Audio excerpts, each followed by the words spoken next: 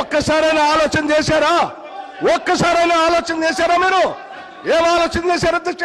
నీ అధికారం కోసం, నీ స్వార్థం కోసం కాంగ్రెస్ పార్టీ నిర్ణయం కాదు. ఈ రాష్ట్ర చరిత్రలో ఎవరిని చేయలేకుండా నన్ను సిఎల్పి లీడర్గా చేస్తే అది లేకుండా చేయటం కోసం వదిలిపెట్టిపోయి టీఆర్ఎస్ పార్టీలో చేరినటువంటి వారు ఇవాళ బాధపడుతూ మాట్లాడుతున్న, ఆవేదన చెందుతున్నా అంటే ఆవేదన చెందాల్సింది ఎవరు అధ్యక్ష? నేనా, కాంగ్రెస్ పార్టీయా, లేకపోతే ఈ రాష్ట్రంలో ఉన్నటువంటి ప్రజాస్వామ్యవాదుల? ఎవరు అధ్యక్ష బాధపడాల్సింది? వారా?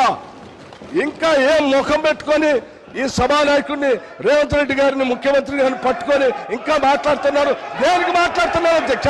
ఏం చేశారని, ఏం గొప్పలు సాధించారని, ఏం చేశారని? పార్టీలు మారి పరువు తీసి మొత్తం ప్రజాస్వామ్యాన్ని కూలి చేసింది కాకుండా ఇంకా మాట్లాడుతూ ఉన్నారు, ఆవేదన చెందుతున్నారు, బాధపడుతున్నారంటే బాధపడాల్సింది ఎవరు?